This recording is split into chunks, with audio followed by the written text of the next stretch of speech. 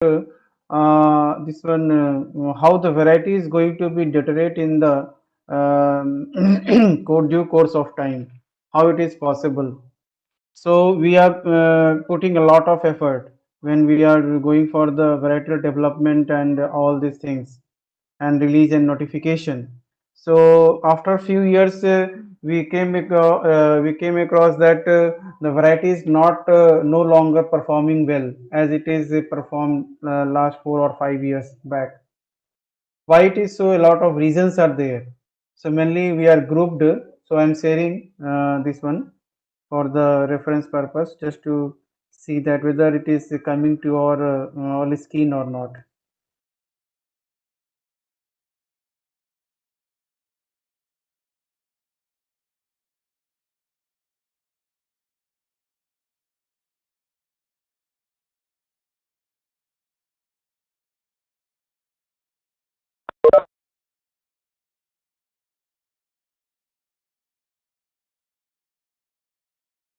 So this is all the content. This is the reason uh, we used to come across this one and how we are saying that deterioration of crop varieties. What is that meaning? So actually, deterioration of crop variety means deterioration of genetic purity. And once the genetic purity is deteriorated, we are no longer we are getting the production, which is already specified in the varietal development. So we are not getting the production or yield in the general crop cultivation.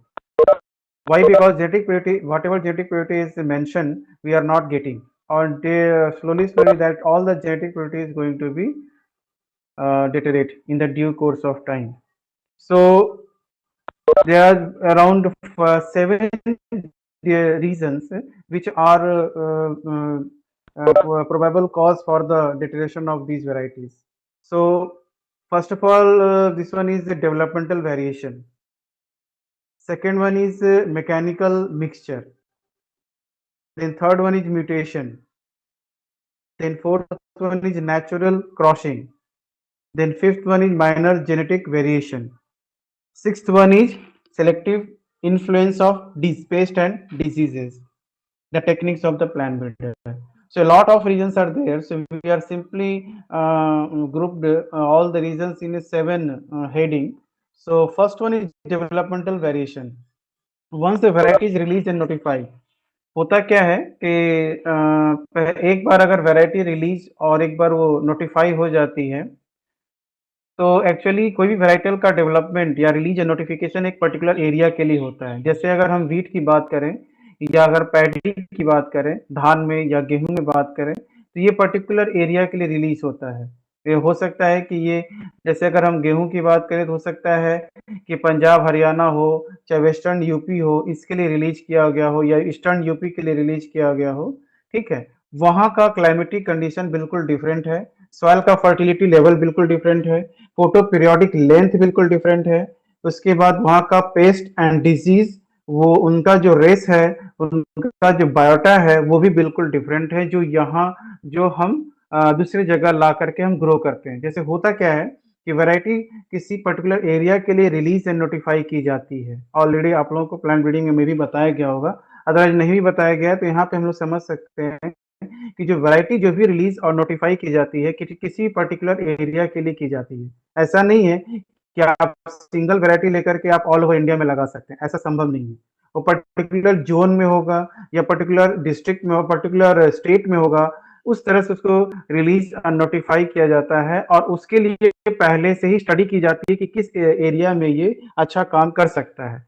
और उसका जो basis है वो आपका all India coordinated research project है, जो कि मतलब हर एक क्रॉप में बना हुआ है। वो एक कोऑर्डिनेटेड रिसर्च प्रोजेक्ट है जहाँ पे कि कोई भी वैरायटी जो हम ब्रेड करते हैं, हम उसको फिर वहाँ पे टेस्टिंग के लिए भेजते हैं कि वो क्या वो दूसरे स्टेट के लिए पॉसिबल है या नहीं है। ठीक है, अगर मान लीजिए थोड़ा देख लीजिए, जैसे हमने बीएयू बिहार एग्रीकल्चर इंस्टीट्यूट में कोई वैरायटी जो हमने आइडेंटिफाई किया है, उस वैरायटी को हम all India coordinated research project में जैसे अगर वीट का किया है, तो वीट में हम all India coordinated research project है उसमें हम भेजते हैं और हम ये पता चल जाता है कि वो वैरायटी जो हमने ब्रीड करा है वो क्या वो किसी दूसरे राज्य के लिए भी संभव है या नहीं है, या सिर्फ हम अपने राज्य के लिए ही उसको यूज कर सकते हैं।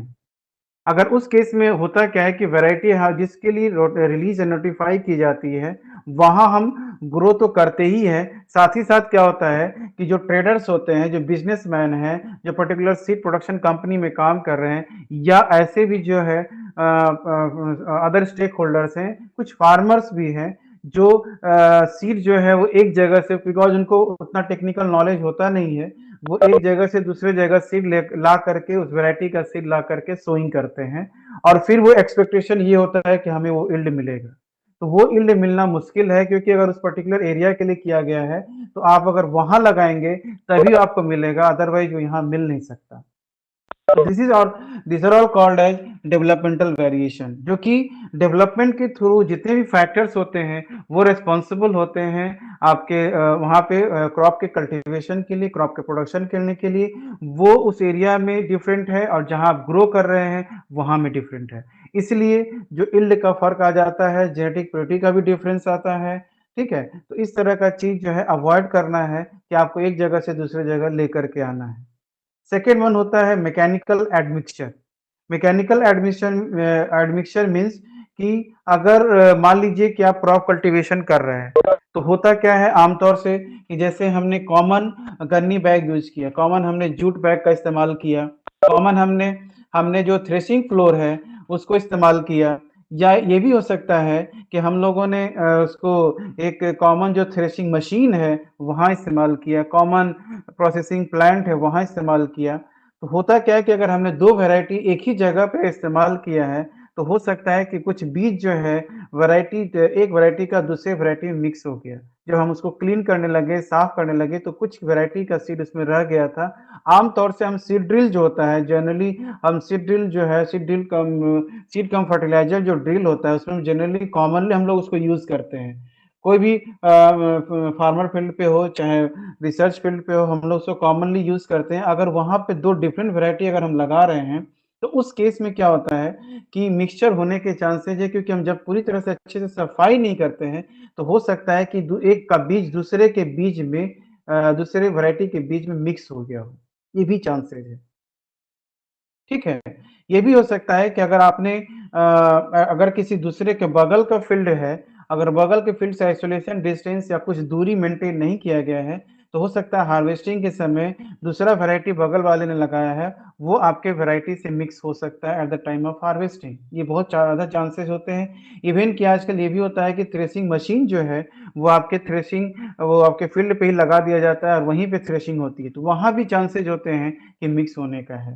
ठीक है, और सबसे लास्ट में आपके पास होता है कि जब वो प्रोसेसिंग प्लांट में सीड आता है तो वहां भी चांसेज है कि अगर हमने प्रोसेसिंग प्लांट को अच्छे तरह से क्लीन नहीं किया है तो वहां भी मिक्स होगा।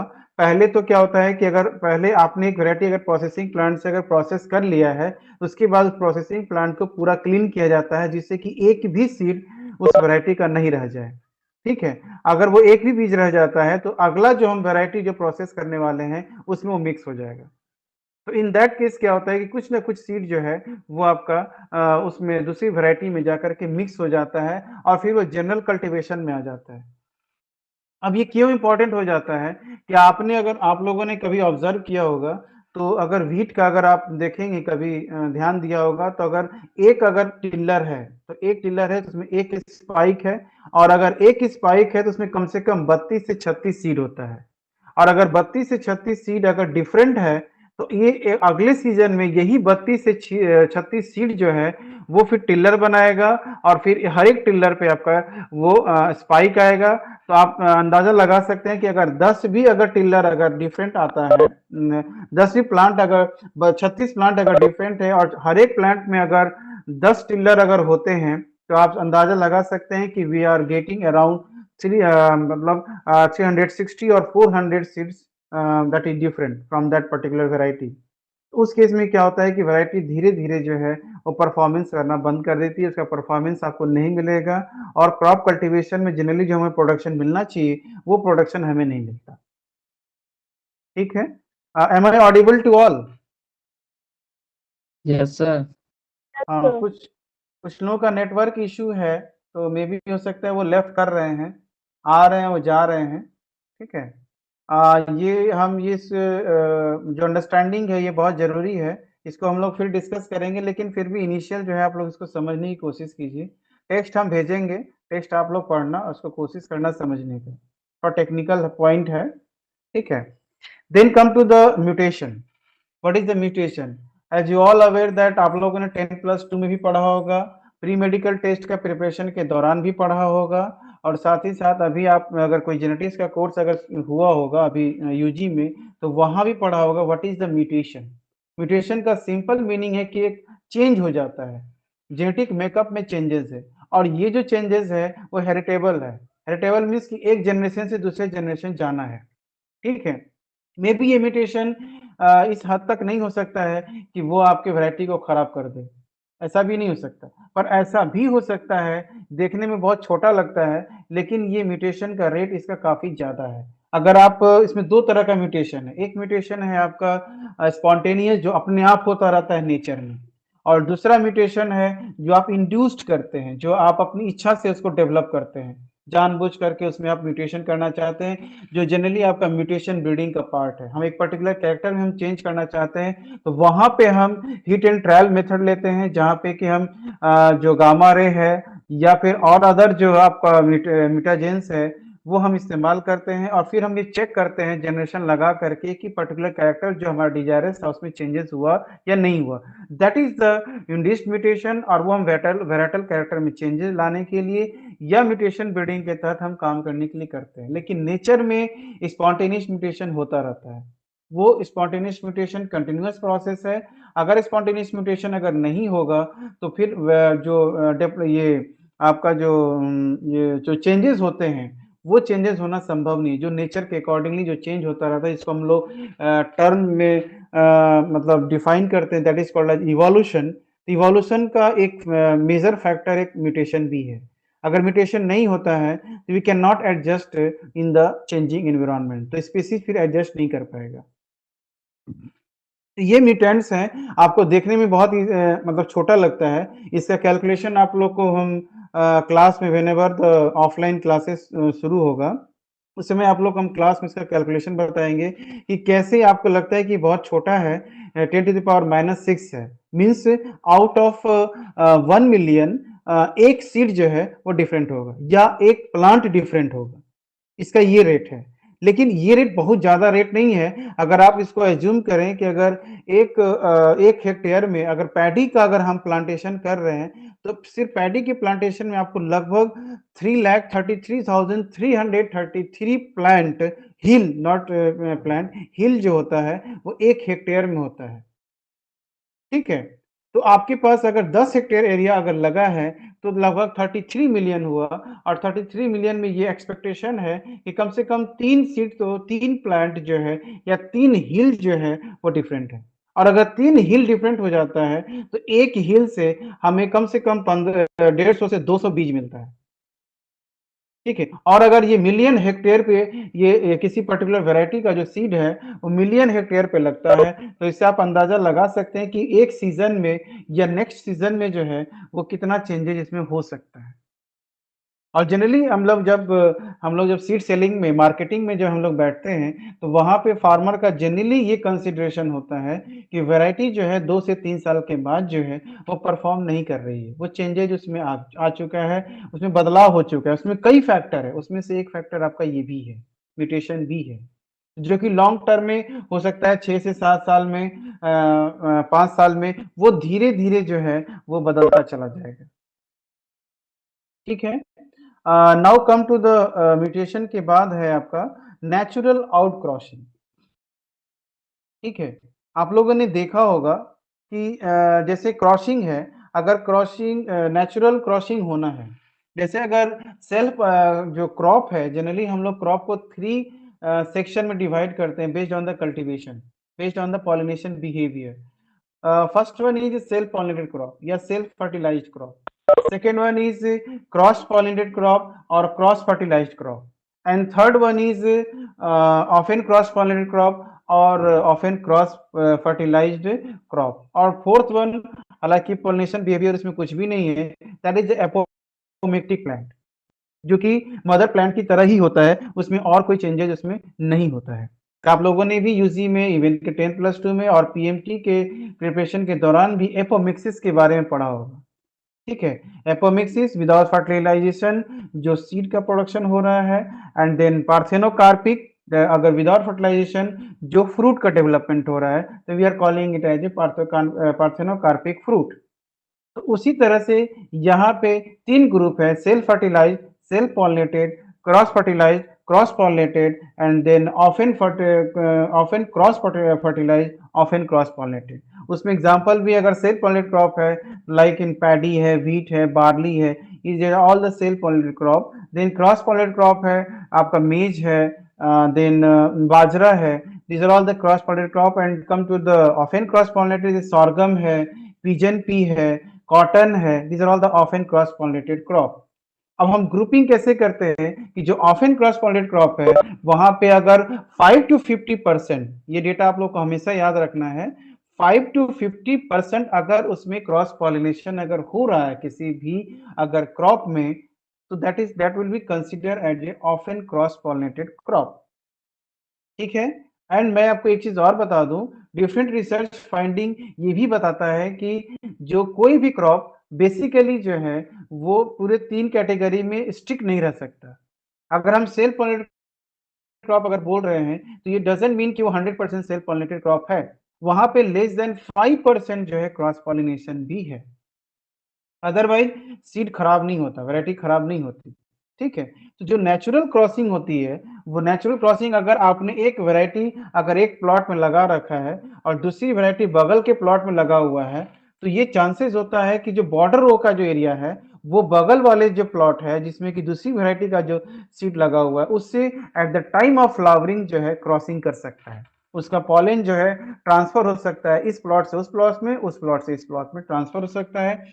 और उस टाइम पे जो है क्रॉस पॉलिनेशन हो सकता है, और क्रॉस पॉलिनेशन होने के बाद जो है, क्योंकि वो अनडिजायरेबल पॉलन है, जो डिजायर हमारा नहीं है, वो फिर पॉलिनेट हो जाता है, और उसके बाद जो है वैरायटी जो है जनरली बॉर्डर एरिया में जो है वो आपका सारा का सारा जो है डिफरेंट हो जाता है। इसलिए हम आइसोलेशन डिस्टेंस को मेंटेन करते हैं ताकि क्रॉसिंग ना हो।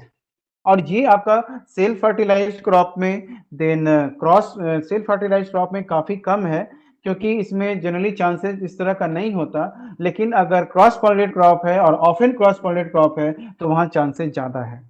और दैट टू, अगर आपका अगर कोई पॉलिनेशन वेक्टर है, like in case of maize, in case of cauliflower, cabbage, इन सब में वेक्टर ऑलरेडी अवेलेबल है और डिफाइंड वेक्टर है, क्योंकि हनी भी है। और अगर उसमें इसलिए डिस्टेंस ज्यादा रखा जाता है कि 1600 मीटर है, देन 1000 मीटर है, इस वजह से कि हनी बी का पॉपुलेशन जो वहां एक वैरायटी से पॉलन रिसीव करके दूसरे वैरायटी में पहुंच नहीं पाए। जी एक चीज को ध्यान में रखना है। तो हम लोग इसको नेचुरल क्रॉसिंग में ये भी चांसेस होता है कि वो अनडिजायरेबल टाइप से वो क्रॉस कर जाए, ये भी चांसेस है कि वो डिजीज प्लांट जो बगल के प्लॉट में लगा हुआ है उससे क्रॉस कर जाए, या बगल के प्लॉट में ऑफ टाइप लगा हुआ है उस ऑफ टाइप से भी क्रॉस कर सकता है। तो एनी वन चांसेस है, किसी से भी क्रॉस करेगा, और क्रॉस करने के बाद जो है वो डिफरेंट टाइप का जो है वो जीन जो है कुछ उसमें इंट्रोग्रेस हो जाता है, जो अनडिजायरेबल है, जिसकी आवश्यकता हमें नहीं है, हमने इसकी कोई स्टडी नहीं की है, उस तरह का जीन उसमें पर्टिकुलर वैरायटी में इंट्रोग्रेस हो जाने के बाद फिर वो डिफिकल्ट है, और वो धीरे धीरे करके उसकी जो क्रॉप कल्टीवेशन जो पोटेंशियल है वो धीरे धीरे लॉस हो जाता है। तो जो फार्मर जब कंप्लेन करते हैं तो उनके फील्ड में जो पर्टिकुलर व्हीट की वैरायटी का जो उपज जो है, जिन्होंने फार्म सेव सीड लगाया, जो अपने यहाँ जो बीज जो है उन्होंने बचा करके अगले सीजन में लगाया था, उसमें उनको उपज नहीं मिल रहा है। उसका एक बहुत बड़ा कारण ये है कि उनका नेचुरल आउट क्रॉसिंग जो है फील्ड में हो रहा है, और वो चूंकि टेक्निकल एक्सपर्ट है नहीं, तो इसलिए उनको उस तरह का आइडिया उतना नहीं होता है। ठीक है, लेकिन प्रॉब्लम वहां पे यही है। तो अगर इससे रोकना है तो सबसे इंपॉर्टेंट चीज है कि आपको आइसोलेशन डिस्टेंस मेंटेन करना हो। ठीक है, इसके बाद ये है नेक्स्ट वन है हाँ, एक चीज और होता है कि जब भी हम फील्ड लगाते हैं तो हम ये सोचते हैं कि हमारा फील्ड जो है वो क्रॉप कल्टीवेशन के लिए लग रहा है। अगर आपने ये डिसाइड किया है कि हमारा फील्ड क्रॉप कल्टीवेशन के लिए लगा है, वन टाइम यूज है, हम इसके बाद आगे इसका जो बीज जमा करके अगली बार हम नहीं लगाएंगे, तब तो आपको कोई चिंता करने की जरूरत नहीं है। लेकिन अगर आप उसमें से बचा करके लगाना चाहते हैं अगली बार, तब आपको प्रॉपर आइसोलेशन डिस्टेंस मेंटेन करके ही आगे बढ़ना। और ये भी सजेशन दिया जाता है कि better to go for purchase the seed every year if it is possible. अगर संभव है तो आप जो बीज जो है हर साल परचेज कीजिए, वो ज्यादा अच्छा है। क्योंकि अगर प्रोडक्शन हो रहा है तो कोई थर्ड पार्टी है, कोई तीसरा आदमी उसको प्रोडक्शन कर रहा है जो उसका एक्सपर्ट है, उसकी जानकारी में, उसके सुपरविजन में प्रोडक्शन हो रहा है, इसलिए बहुत कम चांसेज है कि इस तरह का प्रॉब्लम उसमें आएगा। ठीक है। और जनरली हम लोग क्या करते हैं कि जैसे आपने देखा होगा कि जो जेनेटिक कंटेमिनेशन है वो डिपेंड करता है कि किस तरह का ब्रीडिंग सिस्टम है, क्रॉस पॉलिनेटेड है, सेल्फ पॉलिनेटेड है, या फिर आइसोलेशन डिस्टेंस मेंटेन किया गया है कि नहीं किया गया है, वेराइटल मास क्या है, वहां पे कितने उसी पर्टिकुलर वेराइटी का सीड किस लेवल पे, किस हद तक उस एरिया में, पर्टिकुलर एरिया में कितना हेक्टेयर में लगा हुआ है, एंड पॉलिनेटिंग एजेंट क्या है, हनी बी है या फिर आपका एनिमोफिली है, वाटर वाटर है या विंड है, या किस तरह का पॉलिनेटिंग एजेंट है। क्योंकि अगर इंसेक्ट है तो इंसेक्ट के केस में हमें डिस्टेंस ज्यादा लेना पड़ता है, क्योंकि वो डायरेक्शनल पॉलिनेशन है और वहां पॉलिनेशन एस्योर्ड है। इसलिए उस केस में क्या है कि आपको डिस्टेंस जो ज्यादा करना पड़ता है। तो हम लोग आप लोग को क्लास में भी एक चीज बताएंगे कि how to decide the isolation distance, हम कैसे डिसाइड करते हैं, उसका एक पर्टिकुलर स्टडी है। वो हम कैसे आइसोलेशन डिस्टेंस पर्टिकुलर क्रॉप का निकालते हैं वो हम बताएंगे आप लोग को कैलकुलेशन सीट क्लास में।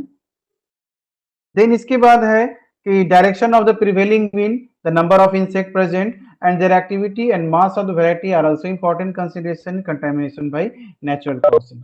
प्रिवेलिंग विंड्स भी अगर जैसे होता है कि उससे फ्लावरिंग के टाइम में अगर बहुत ज्यादा, अगर द टाइम ऑफ फ्लावरिंग अगर बहुत ज्यादा विंड का अगर फ्लो है और उसका डायरेक्शन ऐसा है कि कंटामिनेशन के थ्रू ही आ रहा है और आपके फील्ड में इंटर कर रहा है, तब वो प्रॉब्लम है। तब वो हो सकता है पॉलन का लोड लेकर के आया हो। क्योंकि जनरली ये चांसेस होता है कि अगर विंड पॉलिनेटेड है तो पर्टिकुलर क्रॉस सेक्शन एरिया में of the wind, of the air, वहां पे है कि इसमें पॉलन का एक्युमुलेशन होता है और वो फिर पॉलन एक जगह से दूसरे जगह जो है ट्रांसलोट होके जाता है।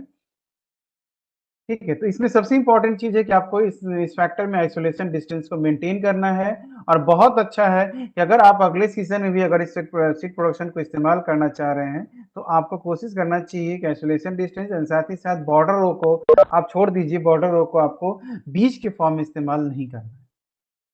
Then come to the one of the important factor, that is the minor genetic variation. ठीक है। माइनर जेनेटिक वेरिएशन ऐसा है कि होता क्या है कि जैसे वैरायटी जो है अभी भी उसमें हम जैसे वैरायटी का जो मेन स्टेप है वो सबसे पहला ये है कि हम पहले उसमें वेरिएशन क्रिएट करते हैं। आप लोगों ने प्लांट ब्रीडिंग में पढ़ा होगा कि प्लांट ब्रीडिंग का सबसे पहला स्टेप ये है कि ब्रीडर का काम है उसमें वेरिएशन क्रिएट करना। ठीक है। और जैसे ही वेरिएशन आ जाता है हम अपने डिजायर के बेसिस पे, अपनी इच्छा अनुसार जो हमें इच्छा है उस बेसिस पे हम ये देखते हैं कि हम उसमें सिलेक्शन कर सकते हैं या नहीं कर सकते हैं। अगर हम सिलेक्शन नहीं कर सकते हैं तो फिर हमें फिर वेरिएशन क्रिएट करना पड़ता है, और अगर हम कर सकते हैं तो हम सिलेक्शन कर लेते हैं। ठीक है। तो जो वेरिएशन का है, अगर आपका वैरायटी जो ऑलरेडी रिलीज है, नोटिफाई है, और अगर फिर भी अगर वो वेरिएशन उसमें शो कर रहा है, क्योंकि उस समय के साथ उसमें थोड़ा बहुत जो है वेरिएशन होने लगता है, तो अगर वेरिएशन अगर आ रहा है तो इन द मीन टाइम समय के साथ उसमें वेरिएशन होने लगता है। इसीलिए अगर आपको ऑथेंटिक सोर्स से बीज आपको लेना होगा, जैसे ब्रीडर का सीड, अगर आप फाउंडेशन सीड प्रोडक्शन करने जा रहे हैं तो ब्रीडर सीड लेना होगा, और सर्टिफाइड सीड प्रोडक्शन करने जा रहे हैं तो फाउंडेशन सीड लेना होगा। क्योंकि जो इंस्टीट्यूट है वो इसको मेंटेन करता है, जिससे कि ये जो वेरिएशन है थ्रू मेंटेनेंस ब्रीडिंग हम इसको मेंटेन करते हैं, और जो भी वेरिएशन है हम उसको नेग्लेक्ट कर लेते हैं, जो मेंटेन कर रहा है उसी को हम लेके आगे बढ़ते हैं। इसलिए ये जो पैरामीटर है, हमने जो ये चैनल बनाया है वो इसलिए बनाया है जिससे कि ये वेरिएशन का जो चक्कर है ये इसमें ना हो और हम मेंटेन कर पाए। ठीक है। Then come to the selective influence of pest and diseases. Selective influence of pest and diseases का ये है कि अगर जैसे मान लीजिए कोई वैरायटी जो है वो आपका पर्टिकुलर एरिया में आपने उसको ब्रीडिंग किया है और आपने ये कहा है कि उसमें जो है किसी तरह का कोई इंसेक्ट पेस्ट का वो रेजिस्टेंट है, उसमें या तो रेजिस्टेंट है या फिर टॉलरेंट है, ठीक है? तो ये चांसेज है कि वहाँ पे पर्टिकुलर जो भी इंसेक्ट पेस्ट का जो भी रेस है या जो भी बायोटा अवेलेबल है, डिजीज का अगर रेस अवेलेबल है या इंसेक्ट पेस्ट का बायोटा अवेलेबल है, उसके अगेंस्ट वो टॉलरेंट या रेजिस्टेंट है। लेकिन ऐसा भी हो सकता है कि अगर वो वैरायटी जो है ब्रॉड एरिया पे लग रही है, तो जो पेस्ट एंड डिजीज जो है नए-नए मर्ज होते रहते हैं, तो हो सकता है कि newer race of pest and disease से वो इन्फेक्ट हो जाए। उस केस में जिसका वो रेजिस्टेंट या टॉलरेंट नहीं है, या ऐसा भी हो सकता है कि आप दूसरी जगह वैरायटी को लेकर के आए हैं कल्टीवेशन होने के लिए, जहां के लिए रिलीज या नोटिफाई नहीं है और वहां पे पेस्ट एंड डिजीज का जो रेस है या बायोटा है वो डिफरेंट है। तो हो सकता है कि जो वैरायटी आप लेकर के आए हैं वो वैरायटी जो है उससे इन्फेक्टेड है और उसमें जो है इंसिडेंस ज्यादा हो गया। ठीक है, तो उस केस में यही सजेस्ट किया जाता है कि जहां के लिए रिलीज या नोटिफाई किया गया है, आप वहीं पे उसको कल्टीवेशन कीजिए। ठीक है, the last one is the techniques of the plant breeder. अब प्लांट ब्रीडर्स की टेक्निक इसमें बहुत इंपॉर्टेंट है। जैसे होता क्या है कि जैसे हम ब्रीडिंग के कई मेथड हैं, शायद आप लोगों ने भी नहीं पढ़ा होगा। ब्रीडिंग में बहुत सारे मेथड है जो कि अपने वैरायटल के डेवलपमेंट में हम इस्तेमाल करते हैं। ब्रीडिंग के बहुत सारे मेथड है, ठीक है? मास सिलेक्शन है, प्योर लाइन सिलेक्शन है, रेसिप्रोकल रिकरेंट सिलेक्शन है, बल्क मेथड है, पेडिग्री मेथड है, देन सिंपल रिकरेंट सिलेक्शन है, म्यूटेशन ब्रीडिंग है, polyploidy breeding, a lot of techniques are there. तो हो सकता है कि जो हमने टेक्निक सेलेक्ट किया है पर्टिकुलर क्रॉप के लिए, वो टेक्निक उसमें सुटेबल नहीं है, या ये भी हो सकता है कि जो है जो साइटोप्लाज्मिक जो इरेगुलरिटीज अभी भी साइटोजेनेटिक वाइज जो है उसमें स्टेबिलिटी नहीं है, उसमें अभी भी इरेगुलरिटीज दिख रही है, फिर भी हम वैरायटी को रिलीज और नोटिफाई कराने के लिए रेडी हैं। अगर इस तरह का बात है कि हम बहुत जल्दी रिलीज और नोटिफाई अगर हम करा देंगे, जिसमें ये है कि वेरिएशन जो आपने सेलेक्ट किया है वो वेरिएशन उसमें स्टेबल नहीं है, ठीक है? अगर उस केस में अगर स्टेबल नहीं है, तो हो सकता है कि इस जनरेशन में अगले जनरेशन में जा करके उसमें वेरिएशन दिखने लग जाए, और वो वेरिएशन ऐसा है कि आप मेंटेनेंस ब्रीडिंग में भी आप कुछ नहीं कर सकते, क्योंकि वो बहुत इंपॉर्टेंट कैरेक्टर है जिसमें वेरिएशन हो गया है। तो मेंटेनेंस ब्रीडिंग के समय भी आपके लिए बहुत डिफिकल्ट होगा उसको ये करना, मेंटेन करना। तो ये सबसे इंपॉर्टेंट फैक्टर है, और ये जनरली ऐसा होता है कि जिस जिस समय आपका मतलब ये रिलीज एंड नोटिफाई होता है, उसमें उस समय ये प्रॉब्लम आती है कि हम बहुत जल्दी रिलीज एंड नोटिफाई के लिए रेडी हो जाते हैं, क्योंकि वैरायटी अभी सेटल्ड नहीं है, उसका वेरिएशन जो है अभी सेटल नहीं हुआ है, फिर भी हम उसको रिलीज एंड नोटिफाई कराने के लिए रेडी हैं। तो उस केस में जो है ये प्रॉब्लम क्रिएट होती है। तो उसमें यही ध्यान रखना है कि कम से कम जो वैरायटी का जो अपना टाइम है ब्रीडिंग मेथड का, और पर्टिकुलर ब्रीडिंग मेथड हम अडॉप्ट करें, और साथ ही साथ जो टाइमिंग जो दिया गया है कम से कम 7-8 साल, 9 साल, 10 साल लगता है, जिसमें कि यूनिफॉर्मिटी आ जाए, वो पर्टिकुलर कैरेक्टर स्टेबल हो जाए, तभी हम उसको रिलीज एंड नोटिफाई करें। उस समय आपको इस बात का ध्यान रखना चाहिए। देन कम टू द कैसे हम इस जेनेटिक प्योरिटी को ड्यूरिंग द सीड प्रोडक्शन हम कैसे मेंटेन करेंगे, that is a very much important factor.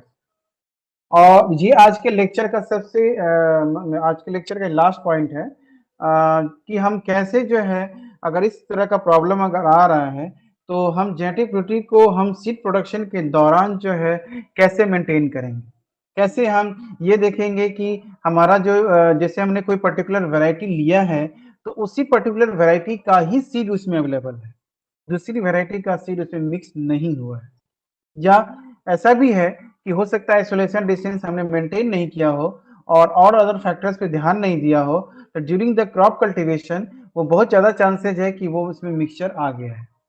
अब हमारे पास जो ये है मेथड, डिफरेंट मेथड है कि जिससे कि हम उसकी जेनेटिक प्योरिटी को मेंटेन कर सकें। तो सबसे पहले एज आई टोल्ड कि सबसे पहले आइसोलेशन डिस्टेंस को आपको मेंटेन करना होगा।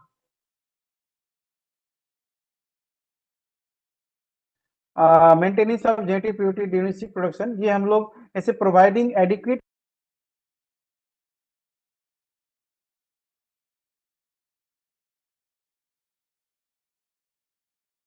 प्रॉब्लम वहीं खत्म हो जाएंगे। जैसे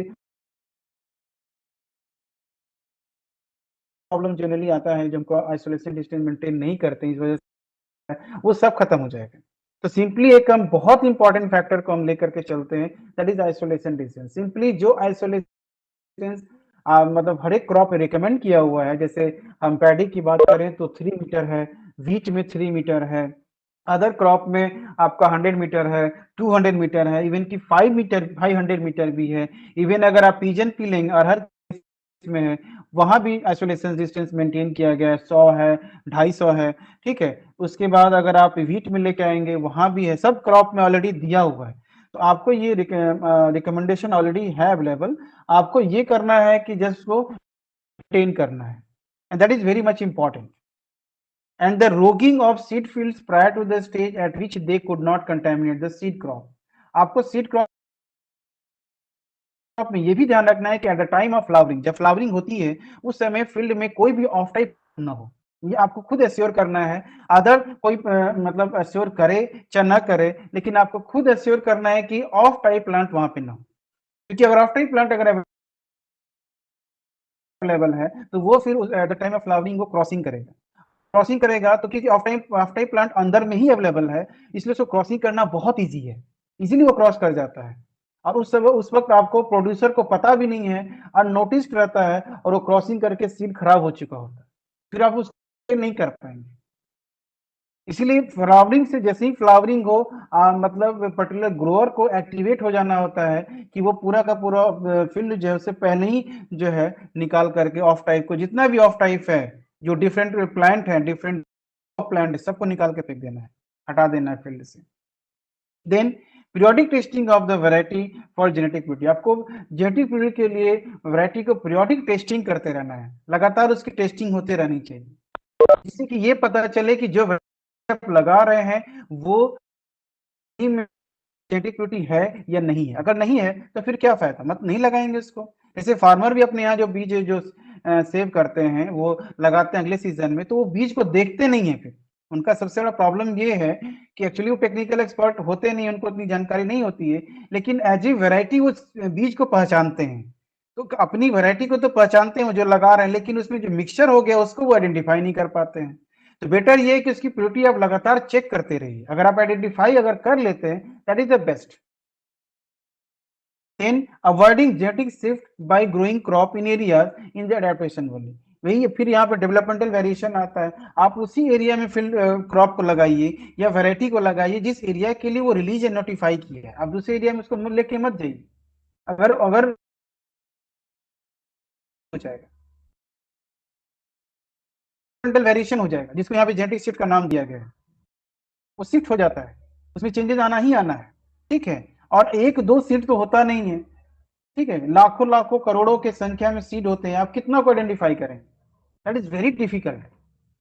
तो बेटर ये है कि don't go for the cultivation in other area, just go for cultivation in wherever the variety has released for the that particular area as released and notified. Then certification of seed crop to maintain genetic purity and quality of the seed. अगर आप certification अगर seed crop का अगर आप करा लेते हैं that is the best. ये इंपॉर्टेंट है कि अभी भी सर्टिफिकेशन वॉलंटरी है, आपकी इच्छा है आप कराइए चाहे मत करिए, लेकिन अगर सर्टिफिकेशन कराते हैं तो एक वन टाइप ऑफ एश्योरेंस हो जाता है कि आप जेनेटिक प्योरिटी जो है कोई थर्ड पार्टी जो है वो आपके फील्ड में विजिट कर रहा है, और वो फील्ड में विजिट करके वो चेक कर रहा है कि जो आपने क्रॉप लगाया है उसकी वेराइटल प्योरिटी कैसी है, ये सीड जो आप हार्वेस्ट कर रहे हैं उसकी वेराइटल प्योरिटी कैसी है, जेनेटिक प्योरिटी कैसी है। तो कि आपको तीसरा आदमी मिल जाता है जो उसको सर्टिफाई करने वाला है। And adopting the generation system, अब जनरेशन सिस्टम में ये है कि ब्रीडर से फाउंडेशन, फाउंडेशन से सर्टिफाइड, ये आपको जनरेशन को अडॉप्ट करना है कि ब्रीडर से आप जाकर के सीधा सर्टिफाइड बना दें, सर्टिफाइड से ही सर्टिफाइड बनाने लग जाएं। अनटिल अनलेस कि जब तक कि आपको परमिशन नहीं दिया जाता है तब तक आप ये काम मत कीजिए, सर्टिफाइड से सर्टिफाइड आप मत बनाइए, ठीक है, फाउंडेशन से फाउंडेशन मत बनाइए, ब्रीडर से ब्रीडर को नहीं बनाना है, उसका सबका चेन बना हुआ है, आपको सारे जनरेशन सिस्टम को ही फॉलो करना है कि न्यूक्लियस सीड से ब्रीडर सीड होगा, ब्रीडर सीड से फाउंडेशन सीड होगा, फाउंडेशन सीड से सर्टिफाइड सीड होगा, ठीक है। And then finally the grow test, grow test का मतलब यही है कि हम जेनेटिक प्योरिटी को मेंटेन करते हैं इसको हम अलग से जो ग्रो टेस्ट के बारे में हम लोग डिस्कस करेंगे। तो अभी मीटिंग